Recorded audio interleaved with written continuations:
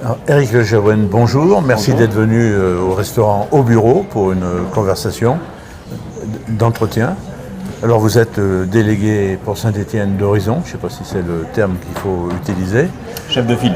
Chef de file, voilà, exactement, oui, c'est le bon terme. Qu'est-ce qui vous a séduit dans la personnalité d'Édouard Philippe? Parce qu'on reçoit tous les mois, moi je reçois en tant que journaliste, un sondage qui s'appelle Cluster, avec les 30 personnalités les plus populaires de France, et Édouard Philippe est encore en tête. J'ajoute un petit détail qui vous a sûrement pas échappé. M. Villepin est bien placé et il a aujourd'hui créé son propre parti politique. Alors, qu'est-ce qui vous plaît chez Édouard Philippe, l'ancien Premier ministre d'Emmanuel Macron, un des anciens Premiers ministres? Merci beaucoup déjà pour l'invitation. Puis je veux remercier l'équipe Au Bureau qui nous reçoit aujourd'hui, qui est devenu un établissement de référence du quartier de Châteaucroix à Saint-Étienne. Et c'est important pour les habitants de la ville. Je ne vais pas commenter Dominique de Villepin, évidemment, si vous me permettez plutôt de parler d'Édouard Philippe. Alors moi, je suis, vous le savez, avant tout un entrepreneur. Oui. C'est la première fois que j'adhère à un parti politique de ma vie. Donc j'ai attendu plus de 50 ans pour le faire.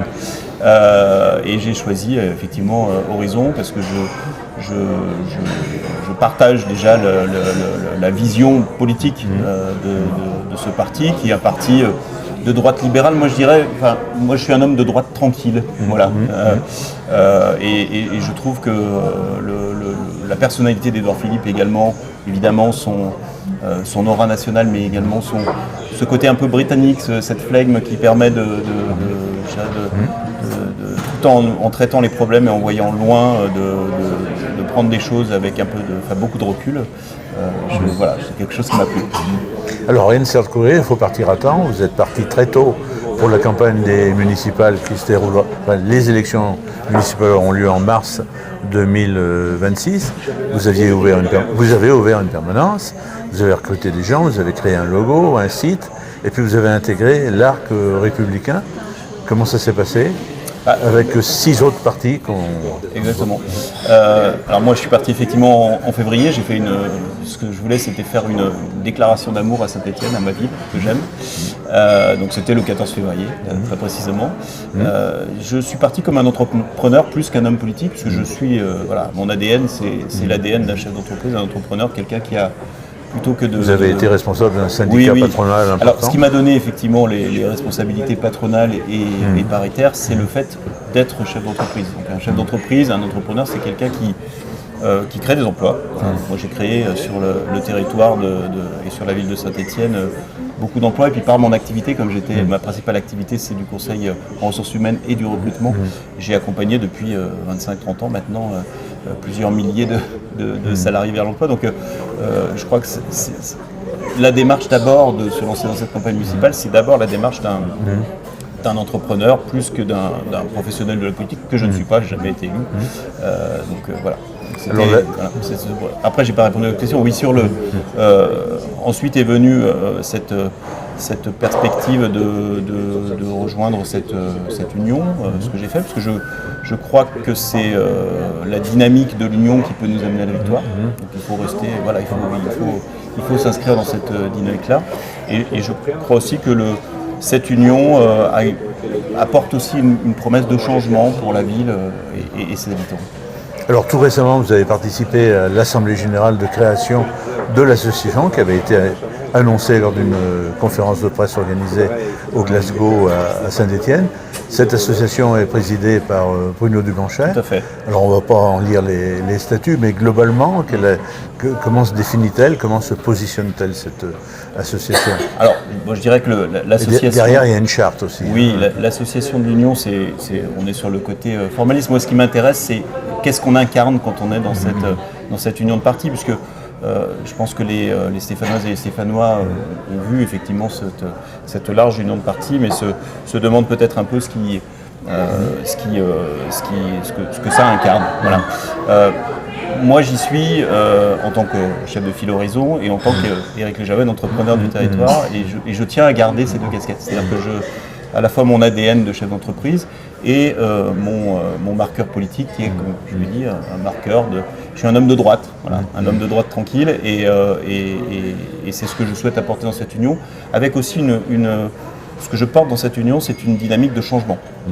Je pense que depuis plusieurs mois qu'avec mes équipes, on est au plus proche des Stéphanoises et des Stéphanois sur les marchés, dans les assemblées générales, dans les amicales laïques, dans les associations. Enfin, on voit bien qu'il y a une demande très forte de changement de vision pour la ville, de changement d'exécutif, de gouvernance. Et évidemment, ça passe par changement de gouvernance et changement des personnes et du personnel politique. Et j'insiste là-dessus parce que je pense qu'il est temps de tourner une page à Saint-Étienne. Oui. Et en tout cas, c'est la dynamique que moi je porte dans ce cadre d'union. Alors, cette association présidée par Bruno Dumanchet, elle a adopté une charte, on ne va pas vous demander de la réciter, mais s'il faut en retenir les principaux termes qui la caractérisent et qui sont un peu justement l'ADN et votre programme. C'est une charte morale, c'est-à-dire que c'est un engagement qui est moral plus que juridique, dans lequel on s'engage finalement à ne pas faire campagne les uns contre les autres, et puis à construire un projet pour la ville de Saint-Étienne qui soit un projet cohérent avec les attentes des habitants. Alors ce qui est important aussi, Michel Thiollière avait envoyé une vidéo, il était en déplacement aux États-Unis lors de la conférence de presse commune. Là, il était physiquement présent à l'Assemblée Générale. C'est important d'avoir un ancien maire qui a laissé plutôt l'image d'un bâtisseur, d'un passionné d'architecture et d'urbanisme pour sa ville. Oui, je pense que c'est très important parce que je pense qu'un certain nombre de choses ont commencé à se dégrader à Saint-Étienne sur certains indicateurs en 2008, en fait, à la suite de la mandature de Michel Thiollière, et qu'aujourd'hui, on a beaucoup de choses à réparer dans ce sens-là.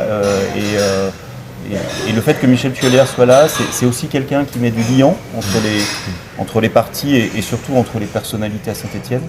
Et je pense qu'il a un rôle de fédérateur essentiel dans l'union dans cette union qui a été faite. Alors cette union, elle se réclame de la droite, du centre, mais aussi d'une partie de la gauche modérée, on va dire du centre-gauche. Martine Fontagny accompagnait le parti radical, mais aussi le parti radical de gauche. Il y a des discussions qui sont en cours avec Maurice Vincent, qui est le délégué départemental du parti Convention de Bernard Cazeneuve, qui vient de se rapprocher d'un petit parti aussi du ministre Rebsamen. Est-ce que ça vous gêne ou pas qu'il y ait une partie de la gauche modérée qui adhère aussi à ce collectif? Non, alors moi, il n'y a rien qui me gêne.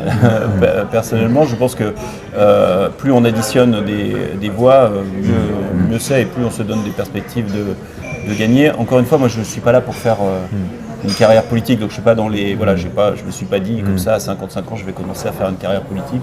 Voilà, je suis là parce que j'aime Saint-Étienne et que j'ai envie de transformer cette ville et apporter des éléments de transformation. Après, effectivement, le plus dur commence. Une alliance de partis, c'est très bien. Maintenant, ce qu'il faut arriver, c'est à faire une alliance des électeurs et à ne pas perdre les deux bouts de l'omelette, c'est-à-dire les électeurs qui seraient le plus à gauche de l'alliance et les électeurs qui sont le plus à droite de cette alliance, parce que justement, les uns et les autres sont là.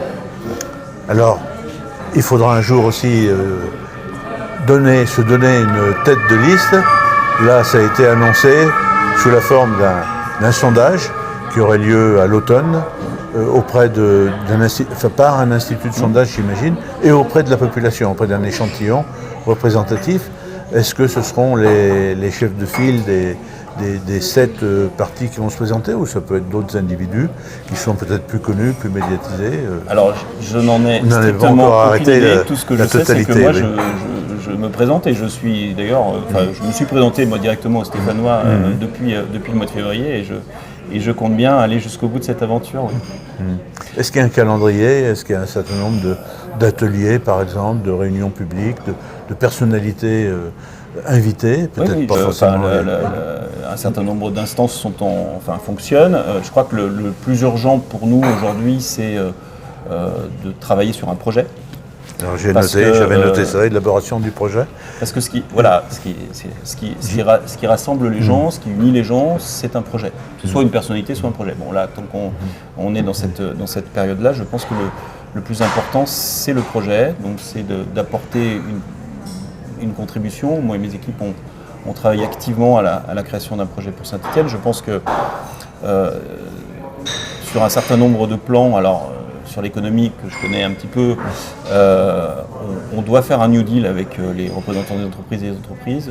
Il faut qu'on ramène beaucoup d'emplois dans la ville de Saint-Étienne. Donc ça veut dire passer par des outils, sans doute, qui n'existent pas aujourd'hui, peut-être une foncière pour le logement du centre-ville, peut-être une fondation abritante pour un certain nombre d'entreprises qui permettrait aux entreprises de suppléer certaines politiques publiques vers les associations ou vers les amicales laïques même. Enfin, voilà, on peut envisager pas mal de choses, mais en tout cas, moi je veux porter une vision qui est une vision ambitieuse pour Saint-Étienne et soutenable aussi et durable. Un confrère me disait récemment, je plains celui ou celle qui va prendre la direction d'une ville avec un taux de pauvreté de 28%, avec la ville la moins chère de France en matière immobilière. Il y a quand même, outre le scandale de la sextape, il y a une ville qui s'est quand même effondrée, qui a perdu beaucoup de son attractivité, dont un certain nombre de projets n'ont pas vu le bout. Par exemple, il y a des projets qui avaient été annoncés comme le marché de gros, ça semble aussi totalement enterré. Ça va être difficile quand vous en avez conscience. Bah, moi, je suis un entrepreneur, en fait. Ouais, donc, ouais. je veux dire, si la difficile ou le challenge me faisait peur, j'aurais pas fait le parcours professionnel que j'ai fait, et puis je serais pas là aujourd'hui. Non, c'est justement Alors après, attention, hein, Saint-Étienne, aujourd'hui, c'est une ville qui, effectivement, sur certains indicateurs, a vu des indicateurs se dégrader. La pauvreté est un sujet, un vrai sujet, la paupérisation. Mais sur d'autres indicateurs, est une ville qui a encore du potentiel et qui a une taille critique. Oui, on peut citer l'enseignement supérieur qui est quand même important à Saint-Étienne. Et les jeunes, je crois que ce qui est très important. D'ingénieurs. Oui, non, mais puis partout où on va, dans tous les quartiers, dans chaque quartier de Saint-Étienne, il y a beaucoup de jeunesse. Et dans un pays qui vieillit, avoir une ville qui a autant de jeunesse et autant de jeunesse qui a envie de s'investir dans la ville et faire des choses et faire bouger la ville, c'est une richesse incroyable. Alors, est-ce qu'il y a des rendez-vous prévus que vous pouvez nous donner pour conclure cet entretien?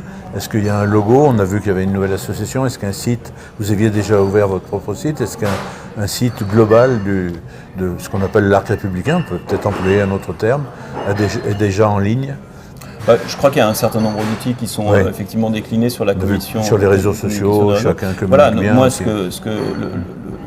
j'ai pas un rendez-vous en particulier à vous donner. Ce que je donne, c'est plutôt rendez-vous aux Stéphanoises et aux Stéphanois toute la semaine. Voilà, moi je suis sur le terrain et ce que j'aime dans cette période, c'est de rencontrer et de construire un projet avec chacune et chacun dans la cité. Et on n'en est qu'au début, il y a encore 9 mois de présence. Oui, mais voilà, on est lancé, on est bien lancé.